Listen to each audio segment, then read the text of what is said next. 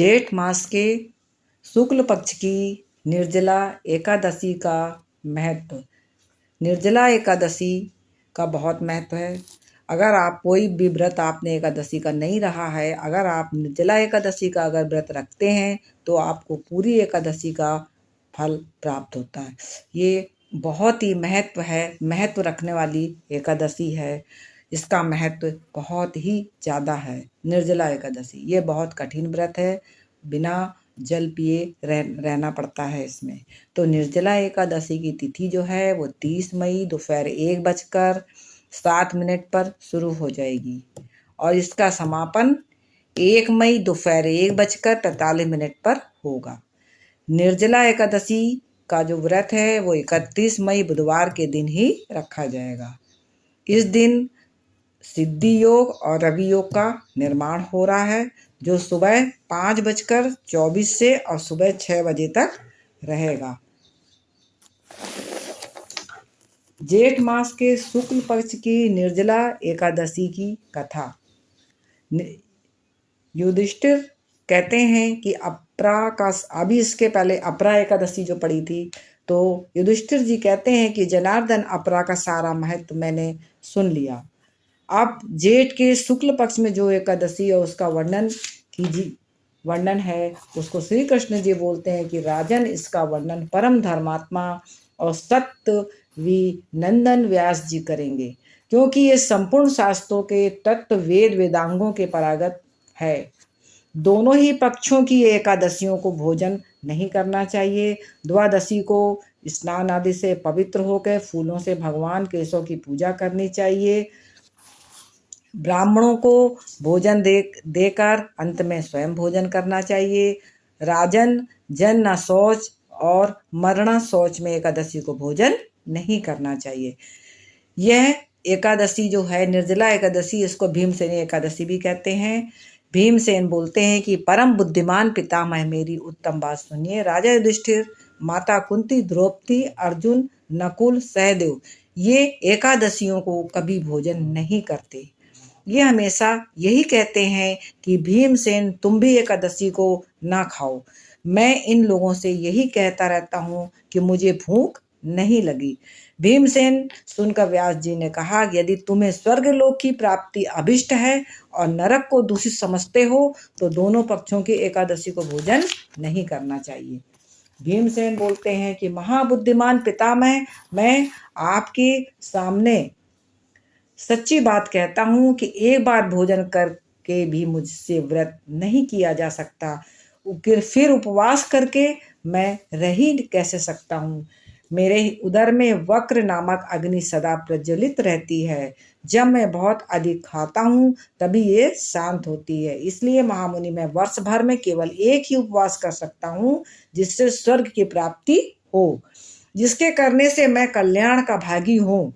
ऐसा कोई एक व्रत निश्चय करके बताइए, उस व्रत का मैं पालन करूं। व्यास जी कहते हैं कि भीम, जेठ मास में सूर्य वृष राशि पर हो और मिथुन राशि पर शुक्ल पक्ष में जो एकादशी हो उसका यत्न पूर्वक निर्जल व्रत करो। केवल कुल्ला या आचमन करने से मुख में जल डाल सकते हो, उसको छोड़कर किसी प्रकार का आप जल नहीं मुख में डाल सकते, अन्यथा आपका व्रत भंग हो सकता है।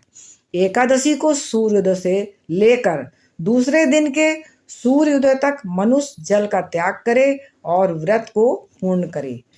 द्वादशी को निर्मल प्रभात काल में स्नान करके ब्राह्मणों को विधि पूर्वक जल स्वर्ण दान करे। सब कार्य पूरा करके जितेंद्रीय पुरुष ब्राह्मणों के साथ भोजन करें। वर्ष भर में जितनी भी एकादशी होती हैं उन सब एकादशियों से ये एकादशी बहुत महत्व रखने वाली है और इस एकादशी का महत्व भी बहुत है, निर्जला एकादशी का। मनुष्य इसमें तनिक भी संदेह नहीं। शंख चक्र गदा धारण करने वाले भगवान केशव ने मुझसे कहा कि यदि मानव सबको छोड़कर मेरी शरण में आ जाए तो एकादशी को निराहार रहे और वो सब पापों से छूट जाएगा। अगर निराहार रहेगा, मेरी शरण में आ जाएगा तो सारे पापों से वो छूट जाएगा। एकादशी व्रत करने वाले पुरुष के पास विशालकाय विकराल आकृति काले रंग वाले दंड, पाशधारी भयंकर यमदूत नहीं आते। अंतकाल में पीताम्बरधारी सौम्य स्वभाव वाले, हाथ में सुदर्शन धारण करने वाले, मन के समान वेगशाली विष्णु दूत आकर इस वैष्णव पुरुष को भगवान विष्णु के धाम ले जाते हैं।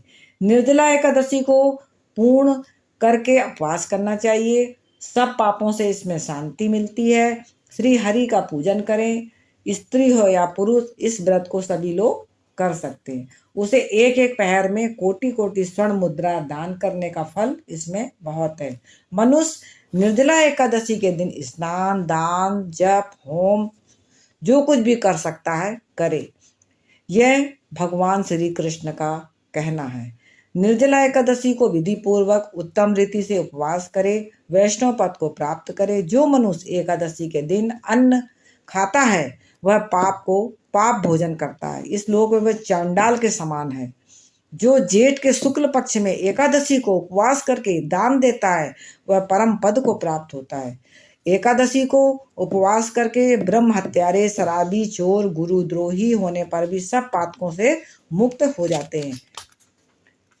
निर्जला एकादशी के दिन श्रद्धालु स्त्री पुरुषों के लिए जो पुरुष विशेष दान और कर्तव्य का विहित है, उस दिन जल में शयन करने वाले भगवान विष्णु का पूजन, जलमयी धेनु का दान करना चाहिए।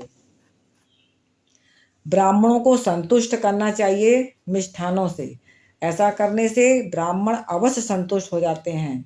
निर्जला एकादशी का व्रत उन्होंने अपने साथ ही बीती हुई 100 पीढ़ियों को, आने वाली 100 पीढ़ियों को भगवान वासुदेव के परम धाम में पहुंचा दिया था।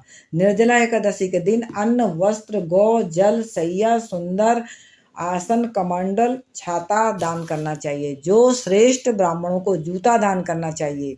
सोने के विमान पर बैठकर स्वर्गलोक में प्रतिष्ठित होता है। जो इस एकादशी महिमा को भक्ति पूर्वक सुनता है, जो भक्ति पूर्वक उसका वर्णन करता है, वो दोनों स्वर्गलोक में जाता है। चतुर्दशी युक्त अमावस्या को सूर्य ग्रहण के समय श्राद्ध करके मनुष्य जिस फल को प्राप्त करता है वही इसके श्रवण से भी प्राप्त होता है। पहले दंत धावन करके नियम लेना चाहिए। मैं भगवान केशव की प्रसन्नता के लिए एकादशी को निराहार रहकर आचमन के सिवा दूसरे जल का त्याग करूंगा। द्वादशी को देव देवेश्वर भगवान विष्णु का पूजन करना चाहिए। गंध, धूप, पुष्प, सुंदर वस्त्र से विधि पूर्वक पूजन करके जल घड़ा संकल्प करते हुए मंत्र का उच्चारण करे। देव देव ऋषिकेश संसार मणवतारको उदकुंभ प्रदाने निनय माम परमा गतिम। संसार सागर से तारने वाले देव देव ऋषिकेश, इस जल के घड़े का दान करना चाहिए। आप मुझे परम गति प्राप्त कराइए। भीमसेन, ज्येष्ठ मास में शुक्ल पक्ष की जो शुभ एकादशी होती है उसका निर्जला व्रत रखना चाहिए। उस दिन श्रेष्ठ ब्राह्मणों को शक्कर के साथ जल का घड़े का दान करना चाहिए। मनुष्य भगवान विष्णु के समीप पहुंचकर आनंद का अनुभव करता है। द्वादशी को ब्राह्मण भोजन कराने के बाद स्वयं भोजन करना चाहिए। जो इस प्रकार पूर्ण रूप से पाप नाशनी एकादशी का व्रत करता है वो सब पापों से मुक्त हो जाता है। और यह एकादशी को भीमसेनी एकादशी भी कहा जाता है। भीम ने भी इसी एकादशी का व्रत किया था तो वो मूर्छित हो गया था। यह सुनकर भीमसेन ने भी इस शुभ एकादशी का व्रत आरंभ किया था। तब से यह लोक में पांडव द्वादशी के नाम से विख्यात हुई। बोलो निर्जला एकादशी की जय। कथा समाप्त होती है।